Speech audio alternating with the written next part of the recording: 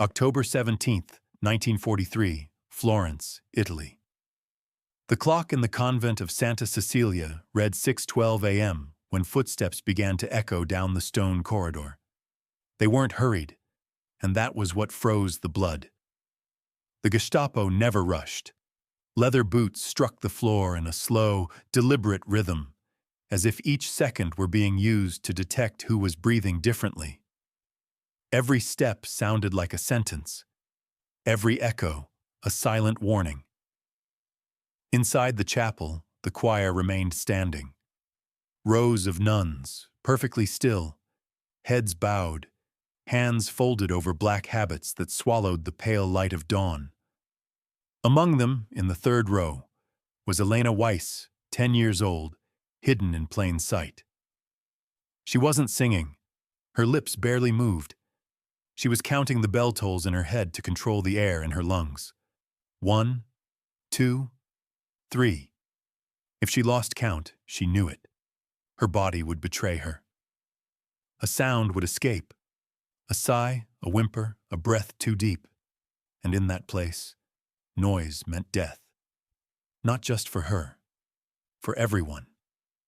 At the front of the choir, Mother Lucia Ferraro stood motionless.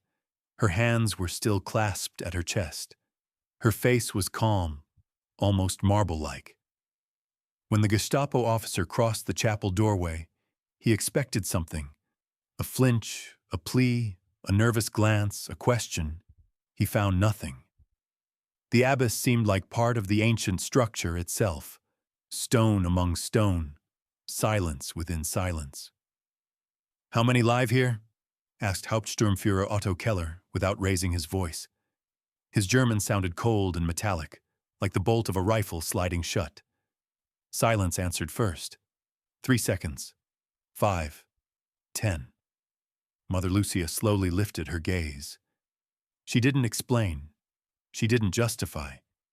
She simply held the officer's eyes for too long, the kind of time that unsettles a man without him knowing why.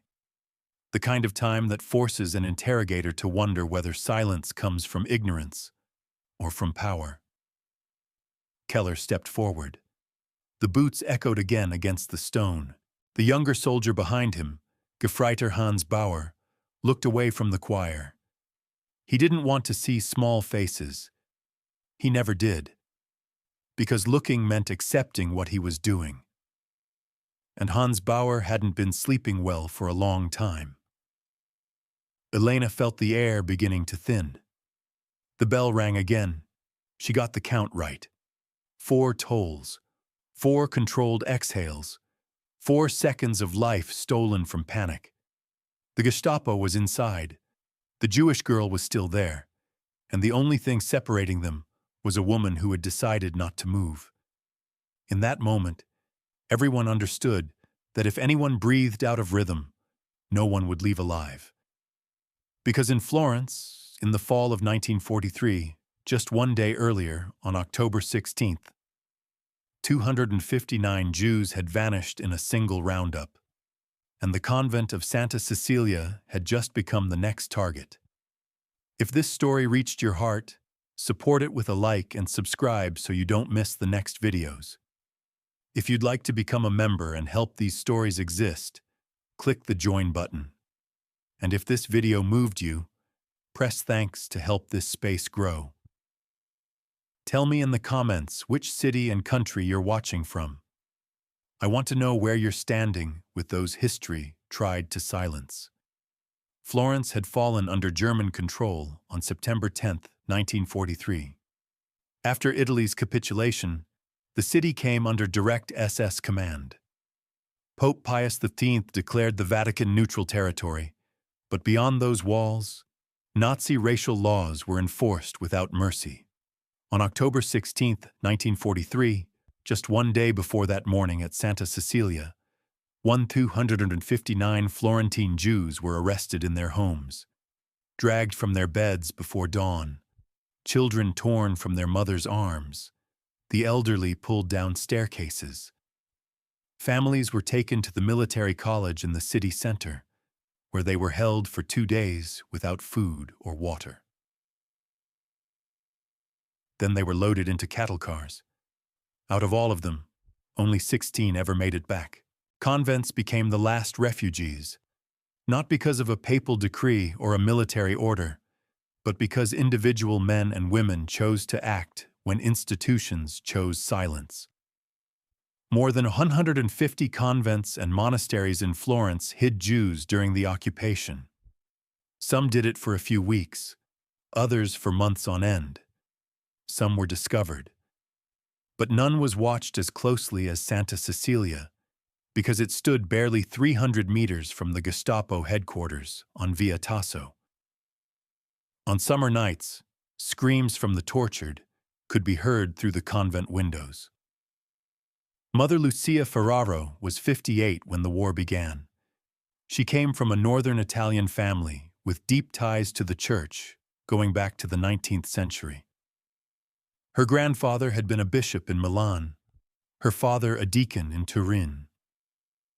She herself entered the convent at 17, after an accident left her fiancé paralyzed.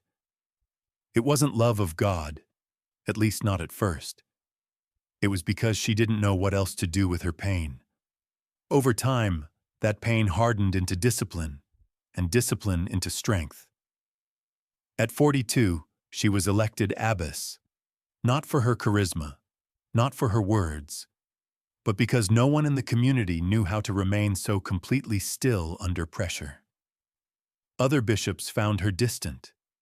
The faithful thought her severe. But the nuns under her care knew the truth. Mother Lucia wasn't cold. She was strategic. She calculated every gesture, weighed every word. And when she chose silence, it was because silence spoke louder than any sermon. She wasn't a woman of dramatic gestures. She never raised her voice, never gestured wildly, never reacted to provocation. Her power lived precisely there, in refusing to move when movement was expected. In September 1943, when the SS raids began, 3 Jewish families knocked on the convent door. It was 2 a.m. It was raining. The children were shaking with cold and fear. Mother Lucia let them in without questions. She didn't ask for full names or documents. She led them to the basement and said a single sentence. There are no Jews here, only sisters who pray in silence. In the weeks that followed, more arrived. Children separated from their parents, elderly people who had fled the trains, pregnant women with nowhere left to go. A man who had jumped from a moving rail car and walked 30 kilometers on a broken leg. An elderly couple who had lived in the ghetto for 40 years and no longer recognized the world beyond it. By mid-October 1943, Santa Cecilia was sheltering 37 refugees, and no one outside the convent knew. Not even the sacristan, Father Lorenzo Bianchi, who served Mass every morning without understanding why the choir had suddenly grown so large. Lorenzo was a good man, but absent-minded. He looked at books, not people, and that made him the perfect ally, someone incapable of betraying what he did not know. Elena Weiss had arrived at the convent in March 1943. She had been an orphan since 1942, when her parents were deported from Trieste on a train that left at 4 a.m. Elena was hiding in a neighbor's wardrobe when they came for them. She heard the shouting, the blows against the door, her mother's crying, and she did not come out. Her mother had told her, "No matter what you hear, don't come out." And Elena obeyed. She stayed there for 18 hours, until the neighbor, a Catholic woman named Teresa, returned and found her asleep among coats that smelled of mothballs. Teresa hid her for 3 weeks, then entrusted her to a railway worker who knew the clandestine routes. The man never gave his name. He took her to Florence, hidden in a freight car among sacks of wheat. The journey lasted 4 days. Elena didn't eat. She barely slept, only in minutes-long intervals. She waited in the darkness, listening to the clatter of wheels on the rails. Every time the train stopped, she held her breath. Every time she heard German voices, she closed her eyes and thought of her mother. She arrived at the convent with blistered feet, silent, tearless, just watching. It was the look of someone who had seen too much, too soon, as if she had learned that eyes could say more than a voice, and that a voice, sometimes, could kill. For the first 2 weeks, she didn't speak a single word. The nuns tried to reach her with gentle questions. Was she hungry? Did she want water? Was anything hurting? Elena answered only by nodding or shaking her head. Nothing more. Until one night, Sister Katerina Lutz sat beside her in the basement and told her she didn't have to speak if she didn't want to, that whenever the day came when she needed to, Katerina would be there. Elena looked at her for a long moment. Then, in a voice barely audible, she whispered that her mother had said she would come back. Katerina didn't reply. She simply took her hand. The first time Sister Katerina Lutz truly saw her, she understood that this child wouldn't survive like this. Not from lack of food, but from an excess of silence. Elena's silence wasn't calm. It was frozen trauma, a scream trapped inside her chest. Katerina, a 37-year-old Austrian nun, didn't teach her how to pray or read. She taught her how to survive, how to sing without making a sound, how to move her lips in sync with the others, how to lower her eyes at exactly the right moment, how to breathe by counting the tolls of the clock. 1, 2, 3, 4. Exhale. Elena learned quickly, because she knew a single mistake could cost everyone their lives, and she had already seen more death than a child her age ever should. For weeks, the system worked. German inspections were sporadic. Soldiers would enter, walk the corridors, ask vague questions, and leave. Most of the time, they didn't even go up to the second floor. But after the mass roundup of October 16, 1943, everything changed. Nazi authorities in Florence intensified the search. Anonymous denunciations began to arrive. Unsigned letters mentioning the convent of Santa Cecilia. Rumors about nuns buying too much bread. Children appearing in windows at dusk. Voices that didn't sound Italian. Someone was watching, and someone was writing. Otto Keller, 44 years old, was assigned to investigate.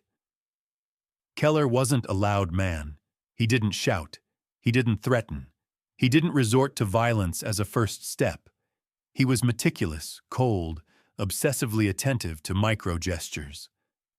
Before the war, he had been a psychology professor at the University of Berlin, specializing in lie detection and behavior under pressure.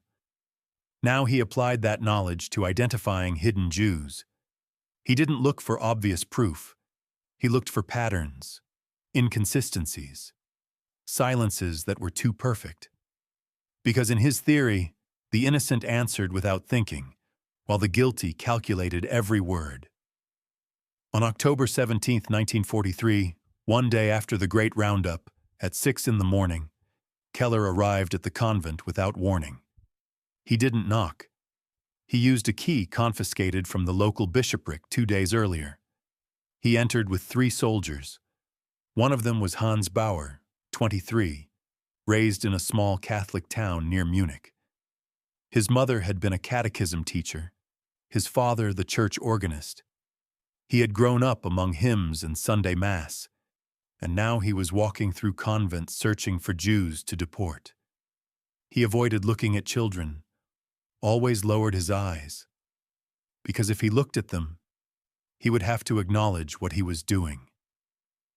And acknowledging it meant choosing, and choosing meant deserting, and deserting meant death. When they entered the chapel, the morning choir had already begun. Mother Lucia Ferraro stood at the front, hands crossed over her habit. The nuns were chanting Psalm 23, Their voices rose in Latin, calm and unhurried, as if time itself had paused, as if the armed men at the door were nothing more than unimportant shadows. Elena was in the third row, between Sister Caterina and an older nun named Sister Agnese. Her lips moved without sound. She had been practicing for months. She knew exactly when to open her mouth, when to close it, when to inhale. Keller stopped in the center of the chapel. He didn't interrupt the chant. He simply watched and began to count heads. He studied the faces one by one, searching for differences, ages, posture, the smallest details that might betray something out of place. Elena kept her head bowed. Her heart was pounding so hard in her chest, she was certain everyone could hear it. One of the soldiers coughed, the sound bouncing off the stone walls. No one in the choir reacted. The officer moved slowly between the rows, his steps deliberate, calculated, like a predator watching its prey before deciding when to strike. He stopped in front of a young nun in the first row and held her gaze for 10 seconds. She didn't react. She kept singing, eyes closed. Keller moved on. He passed Sister Caterina, then Elena. The girl felt him instantly, the leather of his boots, the smell of tobacco and metal, the man's controlled breathing. 1, 2, 3, 4. The bell rang. Elena exhaled. Keller stopped mid-step and looked back. Elena didn't lift her eyes. She kept moving her lips. 5 seconds passed, then 10. Finally, he continued walking. At the end of the row, he turned and returned to the front, stopping directly before Mother Lucia Ferraro. He waited for the chant to end. When the final verse dissolved into the cold air of the chapel, he spoke. "How many nuns live in this convent?" Mother Lucia didn't answer right away. She let the silence settle. 3 seconds. 5. 10. The silence grew so heavy that some of the soldiers began to shift uneasily. Then, in a calm, clear voice, she replied, "Those whom God has called." Keller frowned. That wasn't an answer. It was an evasion. And in his experience, evasions were confessions in disguise. But that is not an answer. It is the only one I have. Mother Abbess, I am a reasonable man. But this war does not tolerate ambiguity. I'll ask you again. How many nuns permanently reside in this convent? Mother Lucia inclined her head slightly, as if considering the question for the first time. The number varies, officer. Some sisters come and go. Some are ill. Others are on spiritual retreat.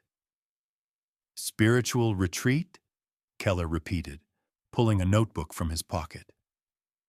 Do you consider that appropriate during a military occupation? Faith does not wait for convenient moments, officer. The German stepped closer. Mother Lucia did not step back. She didn't lower her eyes. She didn't fold her arms. She simply stood there, solid, unmoving, like part of the stone altar behind her, as if she had been born in that place and never intended to leave it.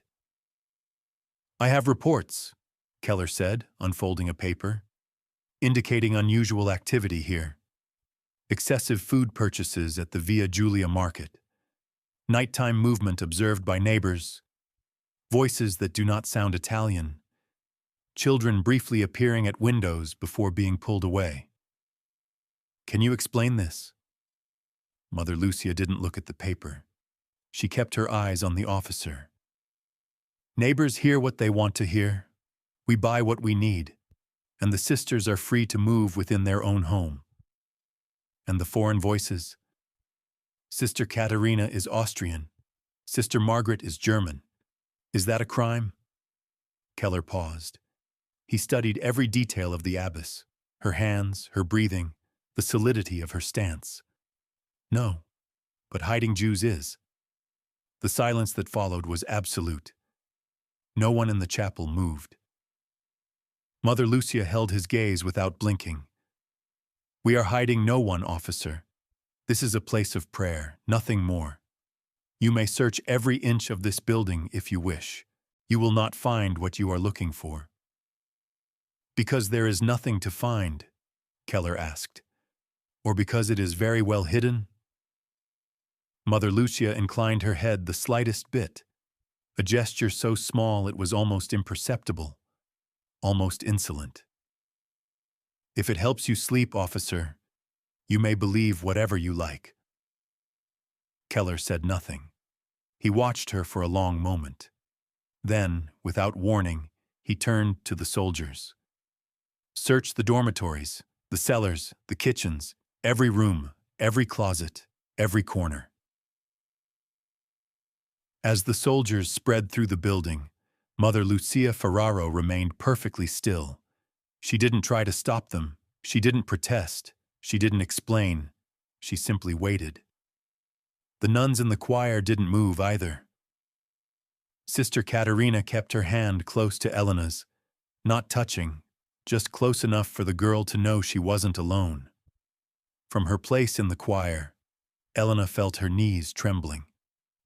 The air inside the chapel seemed thicker, almost impossible to breathe. Each second stretched as if it might never end. Beside her, Sister Caterina brushed her hand discreetly. A tiny gesture, invisible to anyone else, but enough to remind her of what mattered most. Breathe. Count. 1, 2, 3, 4. The soldiers went up to the second floor. The sound of boots striking wood traveled through the entire building. Doors were opened, beds inspected, closets searched. They found hanging habits, Bibles on nightstands, rosaries on hooks. Nothing out of place. In the cellar they found food, sacks of flour stamped with the bishopric's seal, jars of preserves from the local market, amounts consistent with a community of 27 nuns. In the kitchens, they saw washed dishes, clean pots, spotless surfaces. No trace of meals prepared for more people than officially registered. Because Mother Lucia had anticipated this weeks earlier.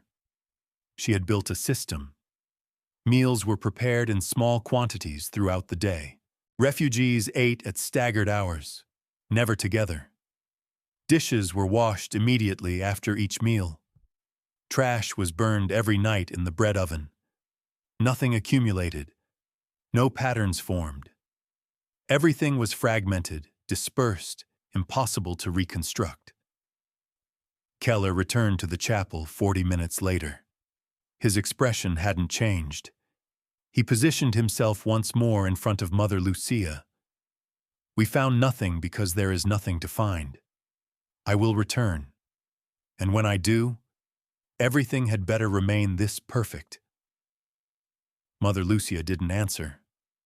Keller snapped his fingers, and the soldiers lined up by the door. The officer turned back one last time.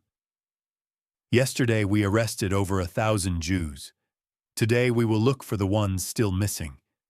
If they are here, I will find them." The chapel door closed. The footsteps retreated down the stone corridor. The sound of the boots faded slowly, like a threat dissolving, but never fully disappearing. Only then, when the silence was complete and the final echo died against the walls, did Elena release the air she had been holding. She didn't cry. She didn't move. She just breathed. And in that moment, breathing felt like victory. Mother Lucia waited a full 5 minutes before speaking. She counted every second in silence. Only when she was certain the soldiers were gone did she say quietly, "Sister Caterina, take the children to the cellar now, and no one make a sound." That night, the convent did not sleep. Mother Lucia gathered the nuns in the refectory and explained the situation. Keller would return, and next time, he would be more thorough. They needed a different plan. They could no longer hide the refugees in the choir. It was too dangerous. The officer had come too close to Elena, too close to the truth. Sister Katerina suggested moving them to the attic. Mother Lucia shook her head. Attics were always the first places soldiers searched. Another nun, Sister Margarita, suggested the tunnels beneath the chapel. Lucia considered it for a moment, but she knew they were narrow, damp, unhealthy. The refugees wouldn't survive months down there. Children would fall ill. The elderly would die. It wasn't a solution. It was just another way to die. It was Father Lorenzo, the sacristan, who unknowingly provided the answer. During dinner, quietly eating his soup, he remarked casually that the chapel organ was in urgent need of repair. The pipes were rusted. Air circulation was poor. Some of the keys no longer worked. Mother Lucia looked up from her plate. "How large is the space behind the organ, Father?" Lorenzo blinked, surprised by the question. "I don't know, Mother. I've never measured it. Why do you ask?" "Curiosity," she said. "I need you to measure it tomorrow." Carefully, still puzzled, Lorenzo nodded and returned his attention to his soup. Mother Lucia Ferraro exchanged a glance with Sister Katerina. They said nothing, but both understood instantly. The next day, Lorenzo inspected the organ. Behind the instrument, hidden for decades by dust and neglect, there was a space roughly 2 meters wide and 3 long. Dark, choked with cobwebs and rusted tools no one had touched in years, but large enough to hold 37 people, if they remained seated and perfectly still. Mother Lucia saw it and knew.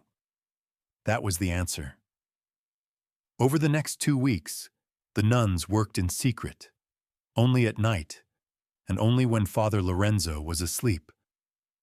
They built a false panel at the back of the organ using old wood from the cellar. They improvised ventilation, running pipes into the convent's chimneys. They designed a signal system. 3 quick bell tolls meant immediate danger. 1 long toll meant it was safe to come out. 2 short and 1 long meant someone was in the convent, but there was no immediate threat. Elena and the other refugees practiced entering and exiting the hiding place in under a minute. They learned to remain motionless for hours, not to cough, not to sneeze, to hold back tears, to exist in absolute silence, because the organ amplified every sound. A sigh became an echo. A whimper became a death sentence. On November 3, 1943, exactly 17 days after the first visit, Keller returned, this time with 6 soldiers and 2 German shepherds trained to detect hidden people. The dogs sniffed every corner of the convent. Their claws scraped stone. Their panting filled the corridors. They went up to the 2nd floor, down into the cellars, into the kitchen. They sniffed beds, closets, walls. They found nothing. Because the refugees were behind the organ, in the one place the dogs could not reach, shielded by layers of carved wood, metal pipes, and the constant murmur of wind moving through the ducts. Keller spent 3 hours inspecting. He interrogated the nuns one by one. Sister Agnese, Sister Margarita, Sister Teresa, each said the same thing. They knew nothing, had seen nothing. There was nothing to see. He reviewed purchase records from the past 3 months, weighed rations with a scale he had brought himself, counted beds, chairs, plates. Everything matched, too perfectly, mathematically flawless. The officer left 3 hours later, frustrated, though not convinced. As he walked toward the military truck, he turned to Hans Bauer. "There is something in that place," he muttered. "I feel it. I smell it. But I can't see it." Bauer didn't answer. He lowered his eyes. In the months that followed, the visits intensified. The Gestapo arrived without warning, sometimes during the day, sometimes at night. sometimes at 3 in the morning. In November 1943, there were 4 inspections. In December, 6. In January 1944, 7. Each time the refugees hid behind the organ. Each time they remained motionless for hours. Each time Mother Lucia faced Keller with the same unbreakable stillness. No explanations, no justifications. Just presence. Elena learned how to live inside that narrow space. She learned to measure time by the bells, to control fear by counting. 1, 2, 3, 4. She learned that the body could stay still even when the mind was screaming, and that silence wasn't the absence of sound, but the presence of will, the conscious decision not to give in. In the weeks after that first October inspection, life in the convent changed. There was no longer safety, no predictable routine. The refugees lived in constant alert. Elena learned to fall asleep with one shoe on, ready to run, and to wake without making a sound when someone gently touched her shoulder. She learned that hope wasn't measured in days, but in hours. There were moments of stolen normalcy. At night, when they were certain no inspections would come, the refugees gathered in the cellar.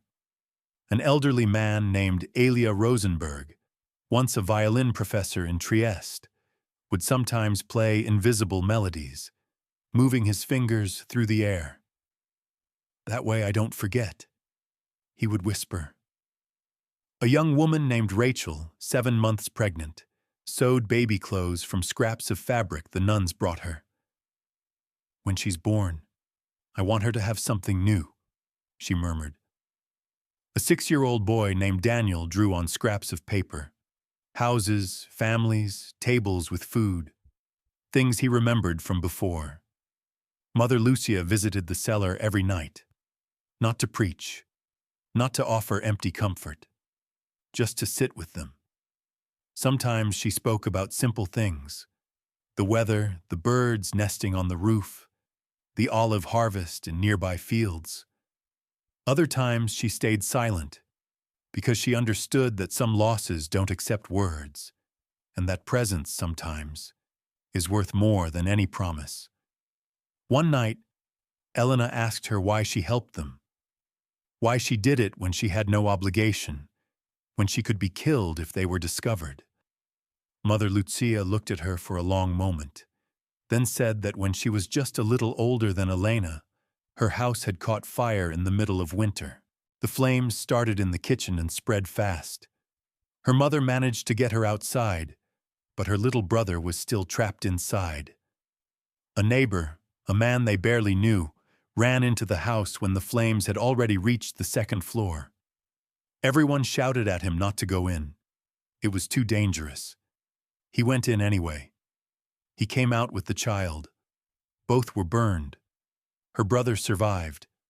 So did the neighbor. Years later, she asked him why he had done it. "Do you know what he told me?" Mother Lucia continued. "That if he hadn't, he would never have been able to look at himself in the mirror."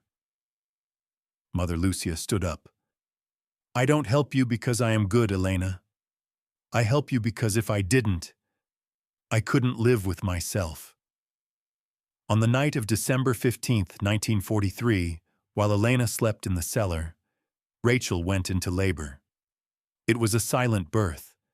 The nuns had prepared a small room at the back, as far from the ventilation ducts as possible. Sister Katerina, who had been a midwife before taking her vows, assisted the delivery. When the baby entered the world, they covered her mouth with a soft cloth to smother the first cry. Rachel pressed her to her chest, crying without sound. It was a girl. "Anna," she whispered. "Grace." Her name means grace. That same night, Mother Lucia baptized the child in the cellar. No ceremony, no bells, just a bowl of holy water. "Anna Benedetta Rossi," she said, using the false surname they had prepared for the family. "I baptize you in the name of the Father, the Son, and the Holy Spirit." May you live in a world better than this one. The baby slept through the night. She didn't cry, as if she had understood from the very beginning that silence was survival. 2 days later, Keller returned without warning. It was midnight, and the timing was no accident. According to his theory, the guilty let their guard down at night. This time he brought 8 soldiers and dogs, 2 German shepherds trained to detect hidden people. The bell rang 3 times. Fast. Immediate danger. The refugees ran toward the organ. 36 adults and a 2-day-old baby squeezed into the narrow space. Anna began to stir. Rachel rocked her desperately, gently covering her mouth. "Please," she whispered, "please don't cry." In the chapel, Mother Lucia waited. She had left her room in less than a minute. She wore her full habit, as if she had never been asleep, as if she were always ready. Keller entered with the dogs straining at their leashes, the animals sniffing the air, tense. "Night inspection," he announced. "Sorry for the hour, Mother." "No apology is necessary," she replied. "Do what you must." The dogs moved through the convent, climbed the stairs, entered dormitories where the nuns pretended to sleep. They sniffed closets, beds, corners. In the cellar, one of the dogs stopped in front of the wall behind which the refugees were hidden.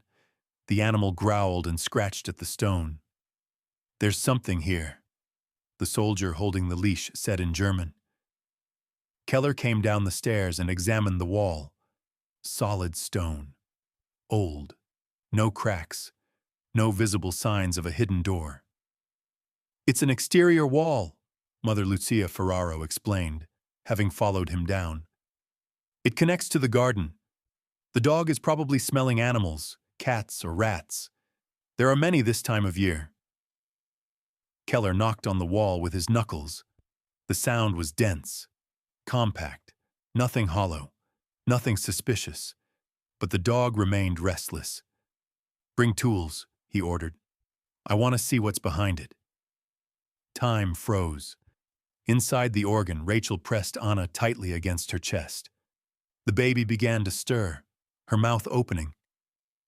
Rachel knew what was coming, a cry, a sentence. She looked at the others.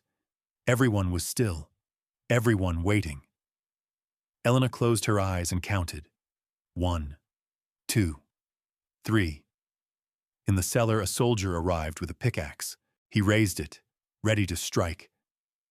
And then, from upstairs, a sharp, piercing scream exploded through the convent, female, raw with terror. "Fire!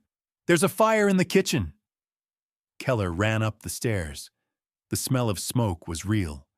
In the kitchen, a cloth was burning on the stove, flames spreading fast. The soldiers dropped everything and rushed to put it out. In the chaos, no one saw Sister Margarita, a 60-year-old German nun, slip a lighter into her pocket. No one noticed the faint smile that crossed her face before she screamed again. The fire was contained in 10 minutes. No serious damage, just smoke. Afterward, Keller interrogated the nuns. Sister Margarita explained, her voice trembling, that she had gone down to make tea to calm her nerves during the inspection, that she left the cloth too close to the stove, that she was an old, clumsy woman and deeply sorry. Keller didn't believe her, but he had no proof, only suspicion. He left the convent at 3 in the morning, frustrated, furious, convinced he had been deceived, and unable to prove it. Inside the organ, Anna finally cried, but it no longer mattered. The soldiers were gone. Days turned into weeks, weeks into months. January 1944 arrived with cold and fog. Rations shrank, bread became scarce. No one complained. Being alive was enough. On Christmas 1943, Mother Lucia organized a small mass in the cellar. No choir, no visible candles, only whispers and silent prayers. Elia, the violin professor, played Ave Maria by moving his fingers through the air. Rachel held Anna, now several days old. Elena sat beside Daniel, the boy who drew. "Do you think I'll ever be able to draw outside again?" he asked. "Yes," Elena said. "One day. I promise." In the months that followed, inspections continued. Keller visited the convent dozens of times between November 1943 and May 1944, sometimes with soldiers, sometimes alone, always watching, always searching, always suspecting, and always finding nothing, because Mother Lucia had built something stronger than any physical hiding place, a perfect system of collective silence. Every nun knew, every nun participated, and none spoke, because they understood that a single word could destroy everything. On January 27, 1944, Florence woke beneath freezing rain. Underground newspapers spoke of the Soviet offensive in the east, of liberated camps, of horrors too vast to believe. Mother Lucia read in silence and understood that the end was approaching. Not the end of the war, but the end of the world they had known.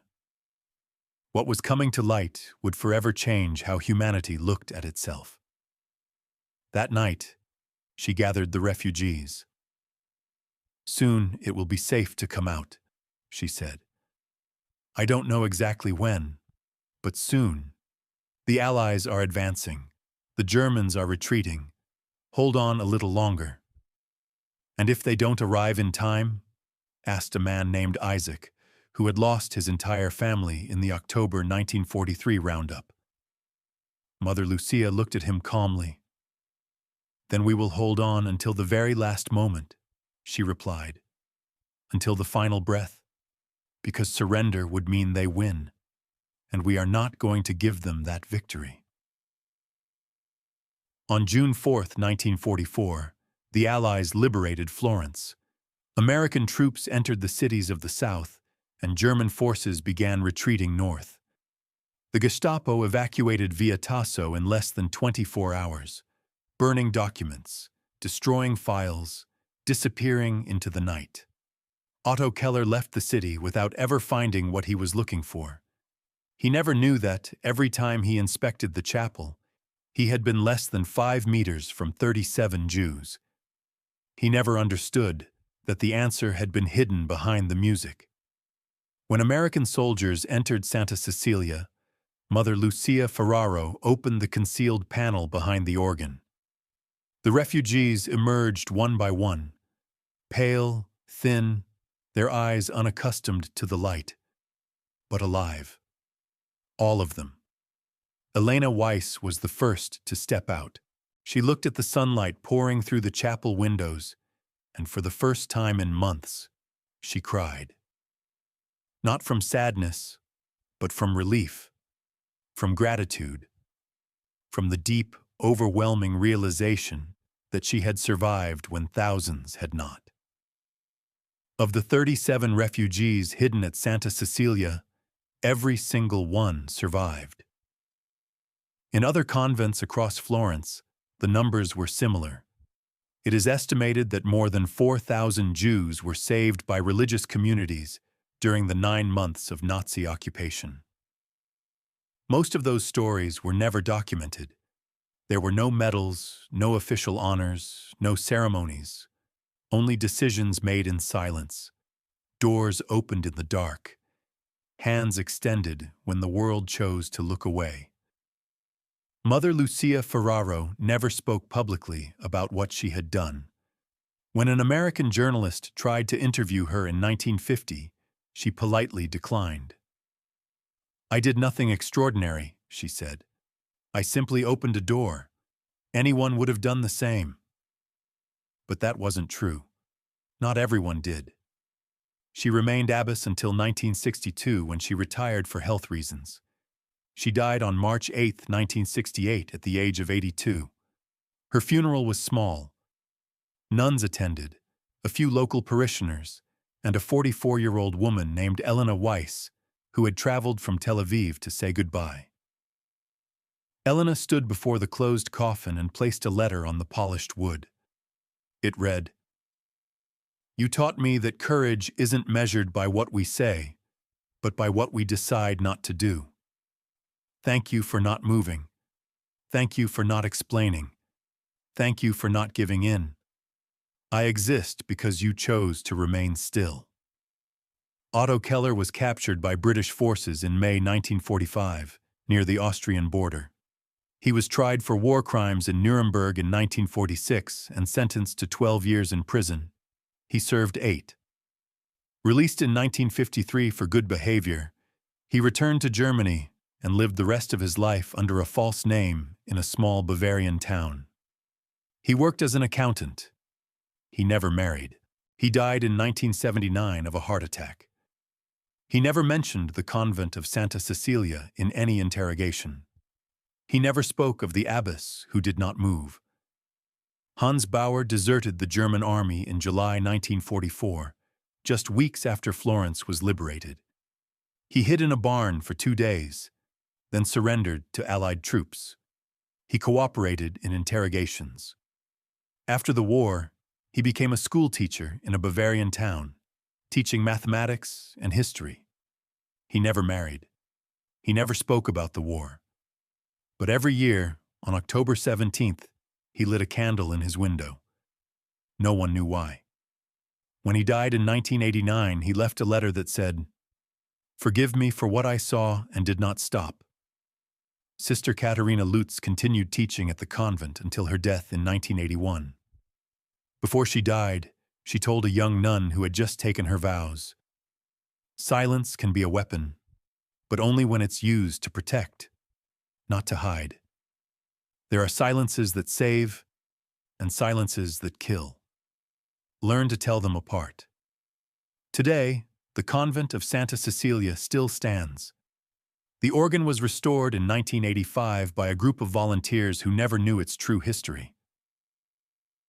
The chapel receives visitors every day, tourists admiring the architecture, worshippers attending Mass, students arriving to study Roman sacred art.